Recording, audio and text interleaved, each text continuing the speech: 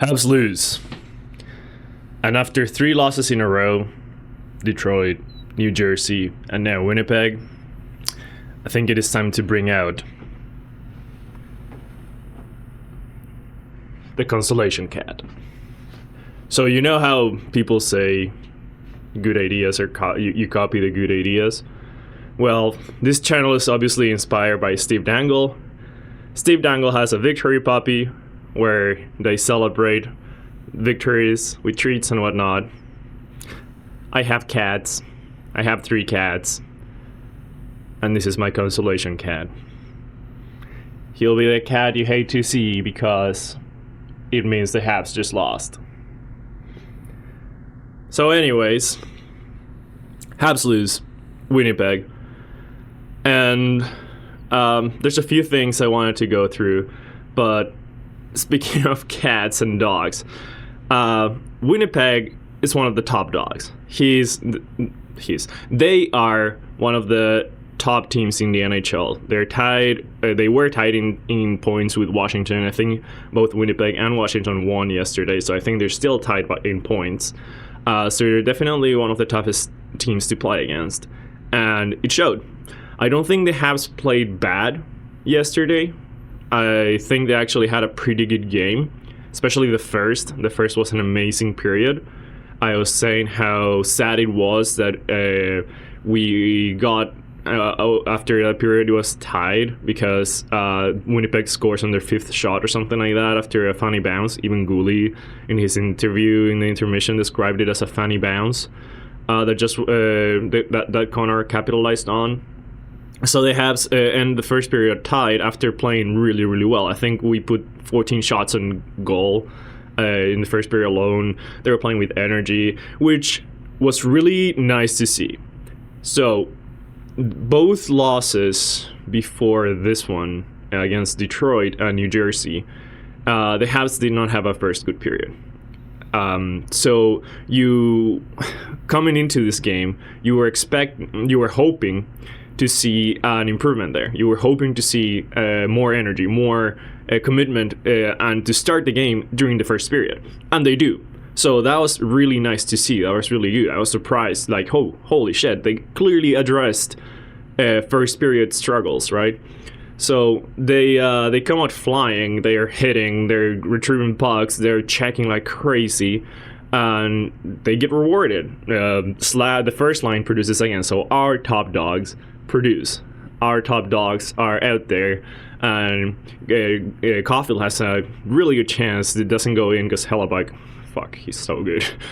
I wonder if he has like an effect on people just because of who he is and like makes them nervous to shoot. I don't know, but he had really good saves when they needed him. But I'm getting ahead of myself. So Caulfield gets a good chance, doesn't go in, but then he gets a good pass out, and Suzuki just one times it to Slav, who's open, and he doesn't miss. So really good to see from Slav. I think he's gotten a few goals in the last few games. He scored against Toronto. He scored against New York, the one where he fell on his back after hitting the net. I think he scored against Detroit or Tampa. Yeah, he scored on Vasilevsky. So yeah, he scored a few very clutch goals, and you can see Slav is regaining the pace and the skill that he showed late last season. So that's really nice to see from him. I wonder if he's like a late performer, which would be amazing, because like if he can carry that into the playoffs, when we start getting more consistently into the playoffs, it would be amazing to see. So anyway, Slav playing really, really well with Caulfield and Suzuki, at least offensively, and that's the thing. So I just talked about our top dogs, Suzuki, Caulfield, and Slav. But their top dogs get the last laugh. They score 3 5-on-5 goals, 2 of them on the Matheson and Carrier pairing, and 1 of them on Gooley and Hudson. And I'm gonna get to that goal, but their top dogs do show up, and they're hard to contain, right? They get one in the first. Good goal by Shifley on the second. He loses Carrier, who cannot find him fast enough, and he buries it. Fucking Shifley, though. I really dislike that person. From the Evans hit all the way back in 2021 in the playoffs. Like, he can be the nicest person in the world. I don't know. I don't care. I really dislike him from that one hit and his freaking deranged face that he had after. So, yeah, he's always gonna have a stain in my view of him. Yeah, but he's good. He scores. I think he gets an assist too. And our top dog defensive pairing is not able to keep up with them. So Martin mixes up the lines, the defensive lines, right? He puts Matheson on the left with Carrier and they get a lot more defensive responsibilities. So before yesterday's game, it was Matheson on his offside on the right with Hudson. And that was like our all-offense line. And they were getting mostly offensive face-offs. And all the defensive responsibilities were put on the Goalie-Carrier line, which was our shutdown line. And it wasn't balanced. It was very all-offense, all-defense, right? Even though Goalie and Carrier are also pretty good at offense, you know. But he decides to balance things out, I think, and puts Matheson with Carrier, so it has like more. You have some offense there with Matheson, and also good defensively, and you put Goalie with Hudson, so you have offensive and defense. So you balance things out, and you give Matheson and Carrier the bulk of the defensive responsibilities, right? And two things from there. I don't know if this is partly to put Matheson back on his left side, which is natural side, and try to boost his confidence a little bit. If that was one part of the reasons of why they did that, I don't think it worked. He gets scored on twice. Not his fault. I think he had a fairly okay game. He wasn't outstanding. I don't think he made that many mistakes. I know people are really hard on him when he's under the microscope right now, but yeah, I mean, I don't want to be too hard on him. He has a lot of responsibilities, and yeah, he's gonna fuck up sometimes. Name one top defensive pairing in the NHL that doesn't fuck up from time to time. If you get a lot of defensive responsibilities, you're bound to screw up at some point, right? So yeah. Anyways, so they get scored on 2 times, and then Goalie and Hudson being on his right side, I don't think affected him much. So his offensive abilities are still there. He still displays huge capabilities offensively. And defensively, he played a fairly good game, honestly. He he battled Scheifele a few times and came out with the puck. He's a dog when he is there battling. He's small. He weighs like 170 pounds, I think, 165 pounds. And he out-muscles people because he positions himself really well, knowing he's smaller, right?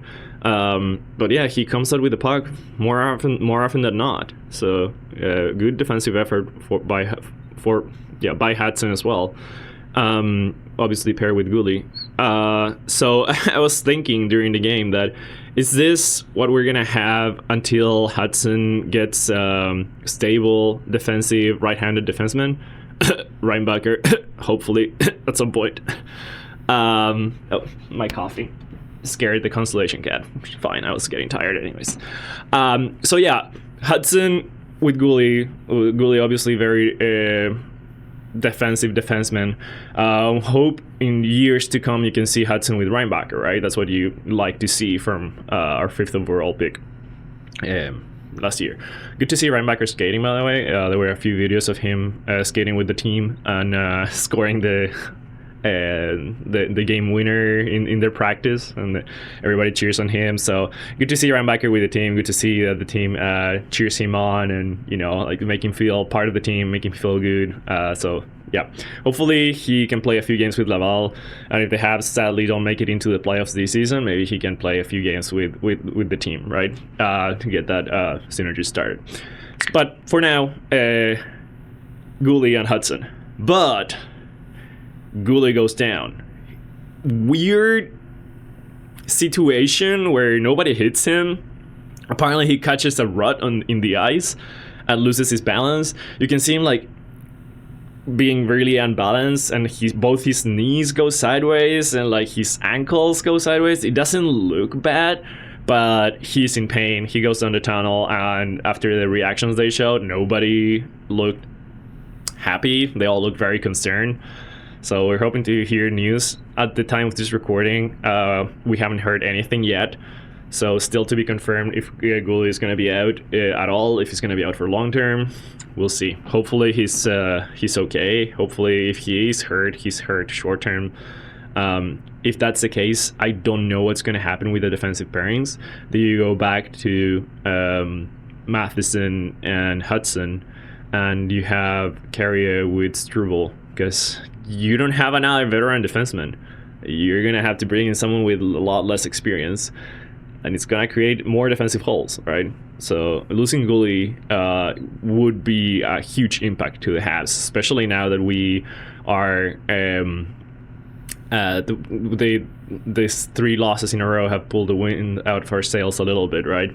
Now we're falling back in the standings. We're still in the playoff hunt, obviously.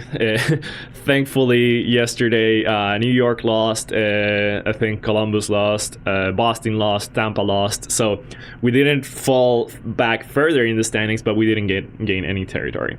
Obviously, playing against Winnipeg, you were expected to lose. But given how the Habs had been playing the last 2 months, you expected there to be a chance. And after the first period, it really looked like there was a chance, right?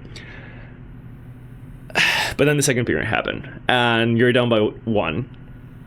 And the last 1 minute of the game, of the second period, excuse me, oh my god, I almost pulled my hair out. Like, you hear it all the time, how the last shift, the first shift and the last shift in every period is the most important one, right? You set the tone, and then you need to be really tight in the last shift of the period to go down with go into the tunnel with energy, go into the tunnel with momentum to bring into the next period, right? Goulet, Hudson are out there. The lines switch, and you have Dvorak, Gallagher, and I think it was Evans or Anderson. I wasn't, or maybe it was Peseta actually. Maybe it was Peseta. I'll get to Peseta in a second. So it was Peseta in the last 10 seconds of the last of the shift of the period. Excuse me. Goulet and Hudson are going backwards for the puck, and I know I'm narrating the game, but like they go there. I think all 3 forwards expected the defenseman to keep control of the puck and just kill the last time in the period. They don't. They get outworked. And the forwards are puck watching. Like, they're all just looking at the puck. They're not looking to the Winnipeg forwards behind them that are just loose. They were just expecting the period to the bus to sound and the period to end. Instead, Connor, who's like one of the hottest goal scorers in the NHL right now, is like really close to tying Draisaitl for top scorer, and again the top dog in scoring, right? Gets lost, and he scores his second of the game, like that easily, with 1 second left. And now you go down the tunnel down by 2 against a team that has never lost in the season yet when leading after 2 periods. And now instead of going back by 1 goal, you need to come back for 2 goals. Like, what the fuck was that? What kind of shitty effort was that by Goulet and Hudson to play that casually and not give the urgency that they needed in the last 10 seconds or the last 3 seconds of the game? And then freaking Dvorak, Gallagher, and Peseta are just all fucking puck watching. And the puck just goes into the front of the net, or like Connor gets one of his easiest shots in the season. Fuck, like you're not gonna win games when you have shifts like that. Yeah, I know I'm being hard on them, but like You have a veteran line out there, and you have your like sure rookie-ish defenseman, but you expect better in the last 5 seconds of the period. My God, after that goal, I was like, I mean, we can have all the effort we want in the third, which we did. We do actually dominate the third period because Winnipeg was playing their game. Winnipeg was just shut down, right? They were like, we're not going to allow you anything. All the scoring chances you're going to get are going to be from the outside. And that was mostly all of the third game. We get a few chances here and there that we need to bury, but oh, wait a minute. They have the best goalie in the NHL too. You're not going to score that. You're not going to score most of those. Peseta gets a really good chance, by the way. He needs to bury that one. He doesn't.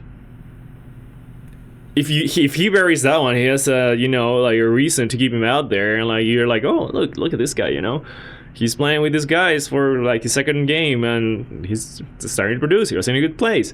He was in a good place, but he needs to fucking bury it. Caulfield gets like 2-3 chances, saved or barely missed. Suzuki gets a really good chance in front of Hellebuck. He puts it in the pads. Hudson hits a post. Like, there were chances to at least get one more during the game. None of them go in. And like, what do you expect? Like, the Winnipeg plays very well defensively, and they have heck of a goalie. I don't know. Like, you cannot afford to go down another goal in the second period when their goalie has more shutouts than regulation losses. Like, in average, you get scored on less than 3 goals per game, and you need to score 3 to tie it. No, poor defensive effort there. You can maybe come back from down by 1. You're not gonna come down from 2. You're probably not gonna come back from 2. Frustrating. I'm gonna pat my cat. He's on my chair.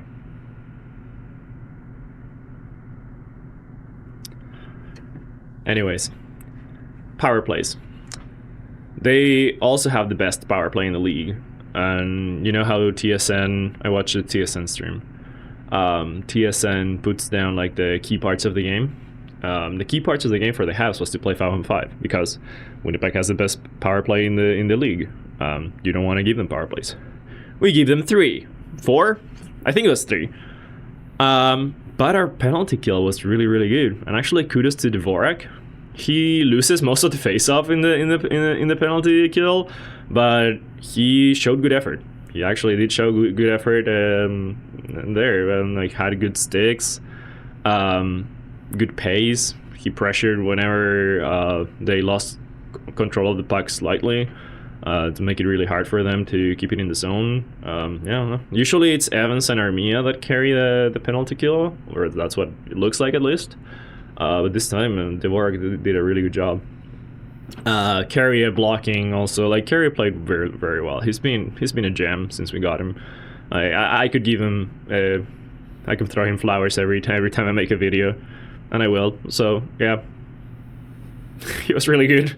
He's really good defensively. He didn't shine offensively much this time, but I mean, you want him to be good defensively, right? He was. Obviously, he got scored on by Shifley, but like, you can't really blame much that on him there. It was a good play by Winnipeg. You're gonna get scored on at some point, right? Anyways, but he played really well in the penalty kill. We don't get a single power play. You can argue there were a few things that the refs could have called. Winnipeg was really disciplined. Like, there wasn't any obvious call that the refs didn't make, right? They play very well. They play disciplined. Yeah, a few of the calls on the Habs were soft. Sure, you can argue, they carry a one at the end of the third or late in the third. That kind of killed all the momentum that we had been building. That was a little soft, but he tripped him. I mean, the guy fell after making contact with Carrier. We didn't have any of that going in our favor, obviously. You'd like to see I was eager to see our power play after a few days of training, right? Because they've been saying how being on the road for so long they couldn't train at all, and the power play started struggling because of that. Well, they've had a few training sessions now for the power play, and I was excited to see what they're cooking, right? Because all the teams have caught up that they need to block Line. Yeah, you need to block Line, of course. So what do you do now? Now that you know they're going to block Line, Caulfield's going to get open, Suzuki's going to get open, Slaff's going to be more open, right? So how do you capitalize on that? I'm hoping to see that next game. We'll play against Minnesota, who's also a very disciplined and good defensive team, or at least they were last time we played against them. So hopefully we can see at least one power play and see what they've been training. Anyways, I spoke about Line, and I think he jinxed himself. He was fairly invisible during this game, or like, I don't know, they were shutting him down. Either way, you didn't see much of him. You saw a few plays here and there to set up the other ones. I don't think he shot once, or maybe he had one shot on goal. I don't know. Fairly invisible, and I'm saying maybe he jinxed himself because the first game in Winnipeg they played, he was like, oh yeah, I don't think Hellebuck has played against me. He had a little bit of the patty flu, and they all laughed and whatnot, and he was expecting to score in Hellebuck. He obviously didn't during that time, and obviously today doesn't again. And I wonder if he has a little bit of the heli flu, because yeah, not looking good. I'm sure he'll rebound. He's has amazing talent and whatnot, and like, yeah, obviously teams know that and go to shut him down, but he needs to figure it out, right? And Dak and Newhook are playing really well lately. Newhook was a little bit more invisible this time, but they still generated a few chances. I think Newhook set up Evans for a really good chance. I don't think Evans got the shot off, and Hellebuck played him well. But yeah, you saw good plays coming from the second line. Obviously, no production. Dak, I hope he's okay. He got bodied late in the third. I don't think we saw him back in the ice after that. He looked fine, but he gave me massive PTSD to when he got injured last season. He gets bodied into the boards this time, not into the bench, but he falls flat on his back, and I know that hurts. Like, I was playing touch rugby the other time, and like I tripped by myself and fell on my back on grass, and that hurt for weeks. Yes, I know I'm not a pro athlete, but I fell on grass by myself instead of being pushed down, falling flat on the ice. So you hope he's okay. I'm sure that hurt. He didn't get up, and we didn't see him back on the ice. So at least I don't think we saw him back on the ice. But yeah, it's a little scary to see. It was nice to see him get up though. What else do I have here? And like I said, I have been trying to keep a little bit more structure to my videos, so now I've been writing down all the points that I want to make sure I mention. So I have the goalie injury that I mentioned. Pucks to the helmet. Anderson at some point during the first goes back to the bench, and the commentators are saying how gingerly he looks and like he's not looking good and yada yada. And I thought it was someone banged his knee. So in the game against New York, I think it was, he bent his knee really bad, and I'm like, like the line knee injury, and really looks like Anderson injured his knee. He was fine. Fine. I'm sure that hurt. I'm sure it's still hurting. He's been taking a few days off from training for what are they calling, therapy days. So he's still somewhat hurt, right? So he's out there, and he goes back gingerly to the bench. I'm like, oh shit, he got hit on the knee, and now it's for real. Now it's gone, right? Now it's gonna be a long-term injury. So I'm scared and whatnot. And they show him, and he's in a lot of pain. But then they show the replay, and the puck, they shoot it from the boards. He's down. It hits his visor, and I guess that hurts a lot too. And I'm sure it does, but that's the second puck on a helmet, and the helmet saves. I don't think this time saves alive, but it sure saves him from a lot more pain. On Saturday, though, I forgot to mention, but Savard gets a shot on the back of his helmet, and I'm sure without a helmet, he's at least unconscious, and I'm sure a cracked skull at least, right? Because that puck was a bullet, and it just hits him in the back of the helmet, and like the helmet completely goes in front of his face. He's fine. He looks fine at least. I'm sure there's some sort of a concussion there, because like even with the helmet, that must have hurt like shit ton. So yeah, second game in a row where helmets help. I don't know how they used to play this game without helmets before. Holy shit. Holy shit. I guess players didn't used to shoot the puck like that, or I don't know, they didn't raise the puck that much. I don't know. I haven't seen 60s, 80s hockey, but holy shit, how did anyone play this game without a helmet? God. Yeah. I thankful for helmets. Anyways, what do I have? What else do I have? Peseta. I didn't mention I was gonna talk about Peseta a little bit. So I am very curious. I am a very curious person. And Peseta, I cannot for the life of me figure out what's going on. So he starts the first, then he's benched fairly fast during the first. Even when we're on the lead, Peseta's benched. But then he's out there for the start of the second. Okay. Then he's out there for a lot of the second. He gets a good scoring chance. He's playing well. He didn't seem to be playing bad. And then he's benched again. Okay. Then you see him back in the third. But then he's benched at the end of the third. So is it just like they're using him for energy here and there, but sparingly? Do they not trust his defense? Does he still not follow the defensive system well, and like they don't want him out there much? I don't know what's going on. During the first, he gave me the impression that he has specific assignments or specific things he needs to focus on, and that he ignored. That's what I got, because he was out there for one shift during the first, and then benched immediately, even though we were playing well, even though we were in the lead in the first 10 minutes, after the first 10 minutes. So it's like, what's going on, right? I don't know. It's a weird situation. I know there's a lot of reasons for that to be happening. Martin did mention Peseta in one of his interviews last week, I think it was. He said like he's a pro athlete. He's even with 3-8 shifts, he does the best. He takes the best out of it and whatnot. So he gave him had some thumbs up, you know. But like, I don't know. Also, you did call up Harvey Pinard. Why keep Peseta out there if you call up this guy? Are you trying to catch him up to speed before you put him in for Peseta? I don't know. I don't know what's going on there. But we really miss Heinemann, actually. It's been crazy how much of an impact the Heinemann injury had. And how our lack of depth is showing.